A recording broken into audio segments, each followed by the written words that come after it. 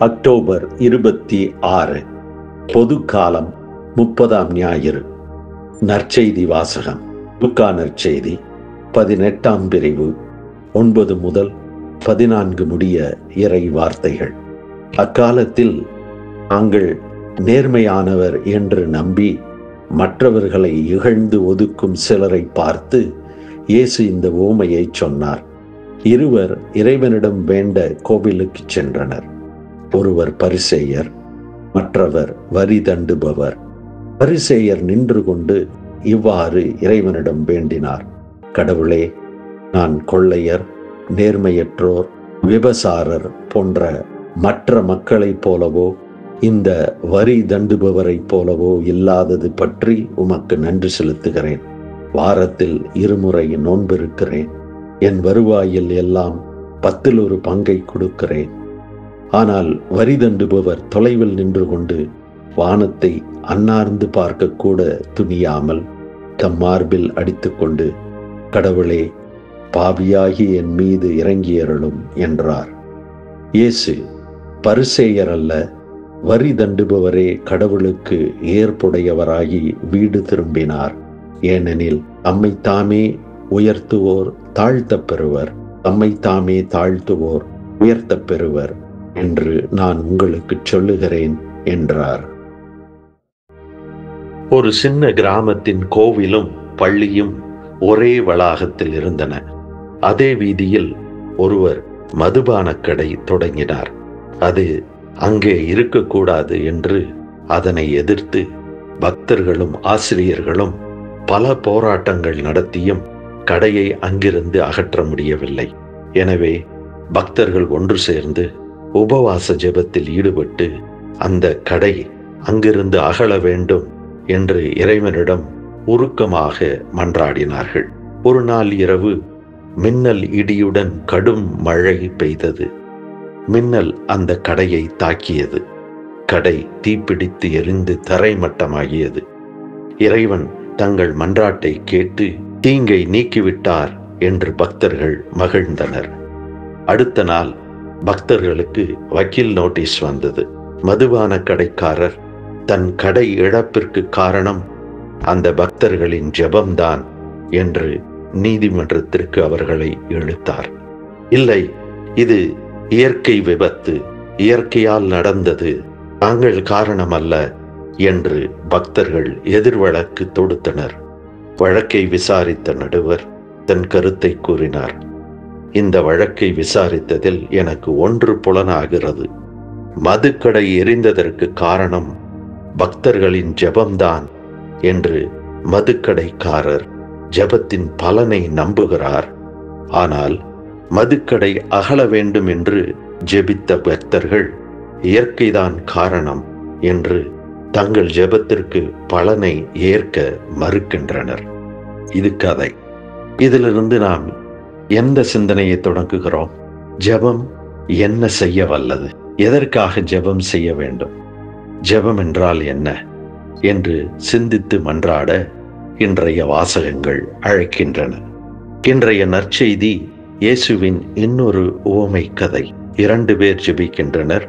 ஒருவர் பரிசேயர், மற்றொருவர் வரி தண்டுபவர். பரிசேயர் என்பவர் யார்? பரிசேயர் என்பவர் மோசே வழியாக இறைவன் தந்த கட்டளைகள் அனைத்தையும் சொல்லுக்கு சொல், வரிக்கு வரி, அச்சு பிசகாமல் அப்படியே நம்பி கடைபிடிப்பவர்கள்தான் பரிசேயர்கள்.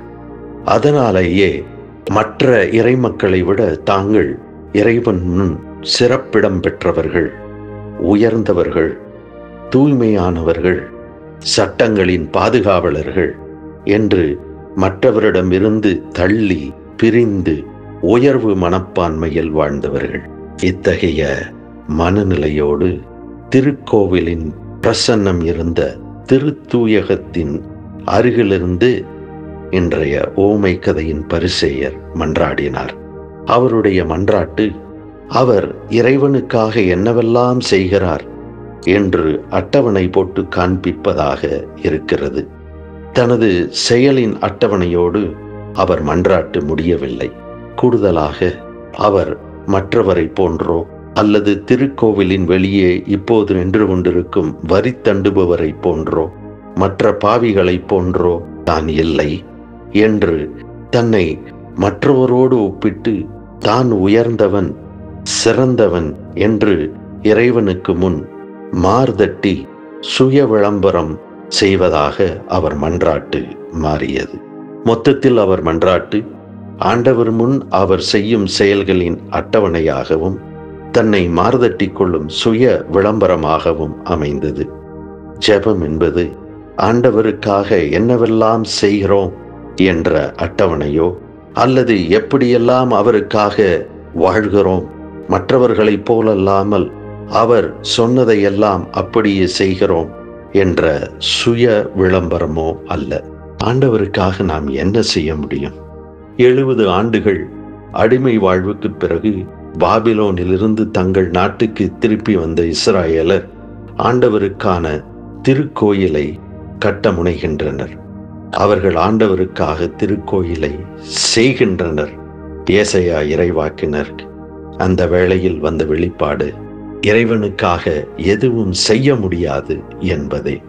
ஏசாயா 66ஆம் அதிகாரம் முதல் 2 வசனங்கள் கூறுவதை கேட்போம். விண்ணகமின் அரியணை, மண்ணகமின் கால்மனை. அவ்வாறிருக்க எத்தகைய கோவிலை நீங்கள் எனக்காக கட்டவிருக்கிறீர்கள்? எத்தகைய இடத்தில் நான் ஓய்வெடுப்பேன்? இவை அனைத்தையும் என் கைகளே உண்டாக்கின.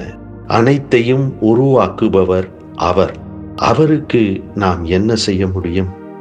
மற்றும் திருக்கோயிலில் நிறைவேற்றும் வழிபாடு, பலி, சடங்குகள் பற்றி 50வது திருப்பாடல் 9 முதல் 14 முடிய இறைவசனங்கள் கூறுவதை கேட்போம். உங்கள் வீட்டின் காளைகளையோ உங்கள் தொழுவத்தின் ஆட்டுக்கிடாய்களையோ நான் ஏற்றுக்கொள்வதில்லை. ஏனெனில் காட்டு விலங்குகள் எல்லாம் என் உடைமைகள், கால்நடைகளும் என்னுடையவை. பறவைகள் அனைத்தும் நான் அறிவேன். சமவெளியில் நடமாடும் யாவும் என்னுடையவை. எனக்கு பசி எடுத்தால் நான் உங்களை கேட்கப் போவதில்லை. ஏனெனில் உலகும் அதில் நிறைந்துள்ள யாவும் என்னுடையவை. கடவுளுக்கு நன்றி பலி செலுத்துங்கள், உங்கள் நேர்ச்சைகளை நிறைவேற்றுங்கள். 50வது திருப்பாடலின் 9 முதல் 14 முடிய உள்ள இந்த வசனங்கள் நமக்கு வலியுறுத்துவது இதுதான். ஜெபம், மன்றாட்டு, வேண்டல்கள், பலி, சடங்குகள், அர்ச்சனைகள், ஆலய கட்டுமான பணிகள் என்று நாம் எதையும் இறைவனுக்கு செய்ய முடியாது. நமது செயல்களால் இறைவனுக்கு மாட்சிமையை கூட்டவோ குறைக்கவோ முடியாது. ஜெபத்தின் பெயரால் செயல்களை செய்வதல்ல ஜெபம். ஜெபத்தை செய்ய முடியாது. ஜெபமாக மாறத்தான் முடியும். ஜெபமாக வாழத்தான் முடியும். ஜெபத்தின் இந்த உண்மையைத்தான் வரி தண்டுபவரின் ஜெப வார்த்தைகள் நமக்கு விளக்குகின்றன.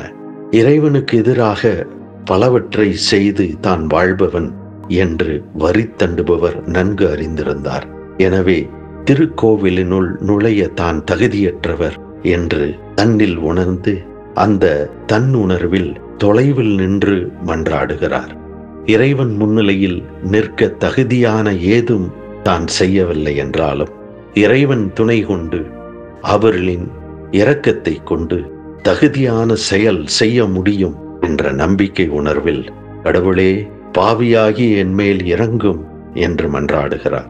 மன்றாட்டு என்பது கடவுளுக்கு நான் என்ன செய்கிறேன் என்று பட்டியலில் இடுவது அல்ல. மாறாக நம்மை நாம் மனம் திறந்து கடவுளின் இரக்கத்தை உள்வாங்கி அதன் துணை கொண்டு அவர் நம்மில் செயல் புரிய நம்மை நாம் விட்டு கொடுக்கும் மனப்பாங்குதான் ஜெபம். மன்றாடும் நேரம் என்பது இறைவனுக்கு முன் நான் எவ்வளவு நல்லவனாக, எவ்வளவு அரிய செயலை உமக்காக செய்கிறேன் பார் என்று மார்தட்டி கொள்ளும் நேரம் அல்ல. மன்றாடும் நேரம் என்பது எம்மேல் இறங்கும் இறைவா, என்னை உம் செயலாக வாழவிடும் என்று அவரிடம் அவர் செயலாக வாழ நம்மை ஒப்படைத்து நாம் அர்ப்பணமாகும் நேரம். மன்றாடும் போது நாம் இறைவனில் ஐக்கியமாகிறோம். அவர் நம்மை அவர் செயலாக செயல்பட அவர் நமக்குள் ஐக்கியமாகிறார். மன்றாடும் நேரம் அவரது இரக்கம் நம்மில் குடிகொள்ளும் நேரம். நம் வாழ்வு அவரது செயலாக விரிவடைய அவர் நம்மை தயாரித்து உறுதிப்படுத்தும் நேரம். இயேசுவின் கெத்செமனி தோட்டத்து மன்றாட்டும் சிலுவையின் மீது தொங்கிய போது அவர் மன்றாடியதும் இந்த ஓமையின் ஆழமான பொருளை விளக்கும். கெத்செமனி தோட்டத்தில் சிலுவை சாவு மிக அருகாமையில் வந்ததை அறிந்த இயேசு, தந்தையே, இந்த துன்பக் கிண்ணத்தை என்னிடமிருந்து அகற்றும். ஆனாலும் என் விருப்பப்படி அல்ல, உன் விருப்பப்படியே நிகழட்டும் என்று மன்றாடினார். இயேசுவின் விருப்பம் இந்த சிலுவை சாவு வேண்டாம் என்பதுதான். ஆனால் அவர் மன்றாடும் போது தந்தையின் விருப்பமே அவரது வாழ்வாக மாற வேண்டும் என்று தன்னையே தந்தை இறைவனுக்கு விட்டு தருகிறார். தந்தையின் விருப்பமே தனது வாழ்வு என்று அர்ப்பணமாகிறார். அவரது ஜெபம், அவரது மன்றாட்டு என்பது இறைவனின் செயலாக்கமாக மாறுவதுதான். கெத்செமனி தோட்டத்தில் தொடங்கிய இந்த அர்ப்பண மன்றாட்டு அவர் சிலுவையின் மீது தொங்கி இறப்பதற்கு முன் அவரது இறுதி மன்றாட்டாக முடிகிறது. சிலுவையின் மீது தொங்கி இறக்கும் முன் ஜெபித்த போது, தந்தையே, உம் கையில் என் உயிரை ஒப்படைக்கிறேன் என்று மன்றாடினார்.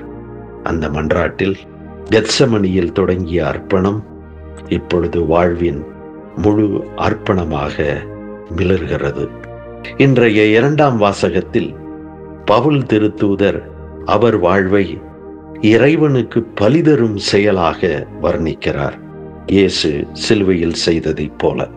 அதைப் போலவே ரோமைய திரு அவையினருக்கு எழுதிய கடிதத்தில் 12ஆம் அதிகாரம் 1 வசனத்தில் இதே அர்ப்பண மன்றாட்டு வாழ்க்கையை வாழ அவர்களை ஊக்குவிக்கிறார். சகோதர சகோதரிகளே, கடவுளுடைய இரக்கத்தை முன்னிட்டு உங்களை வேண்டுகிறேன். கடவுளுக்கு உகந்த தூய உயிருள்ள பலியாக உங்களை படையுங்கள். இதுவே நீங்கள் செய்யும் உள்ளார்ந்த வழிபாடு. நமது மன்றாட்டுக்கள், வேண்டல்கள், ஜெபங்கள், வழிபாடுகள், உபவாசங்கள், நேர்ச்சைகள் எல்லாம் நமது உள்ளார்ந்த அர்ப்பணமாக, உள்ளார்ந்த ஒப்படைப்பாக மாறி அவர் இரக்கம் நம்மில் நமது வாழ்வாக மலர வேண்டும் என்பதைத்தான் வரி தண்டுபவரின் மன்றாட்டின் வழியாக இயேசு நமக்கு அறிவுறுத்துகிறார், வாழ அழைக்கிறார். வரி தண்டுபவரே கடவுளுக்கு ஏற்புடையவர் ஆனார் என்று இன்றைய நற்செய்தியின் ஓமை கதையின் இறுதியில் படிக்கிறோம். அது கூறுவதும் இதே செய்திதான். நம் வாழ்வு நமது சொந்த சுயநலத்திற்கு மட்டும் ஏற்புடையதாக இருந்தால் நமது மன்றாட்டுக்கள் வெறும் வார்த்தை அலங்காரமாக, வெற்று சப்தமாக முடிந்துவிடும். இன்றைய முதல் வாசகம் கூறுவது போல இறைவனின் ஒப்பற்ற செயல் நம் அனைவரிலும் பாரபட்சமின்றி செயல்பட காத்திருக்கின்றது. நம் மன்றாட்டு நேரத்தில் மனம் திறந்து அவர் விருப்பத்திற்கு நம்மை ஒப்படைத்து அர்ப்பணமாக்கும் போது நாம் அவரது செயலாக மாறச் செய்கிறது. இறைவனின் இரக்கம் நம்மில் செயல்பட நம் இதயத்தை திறப்போம்.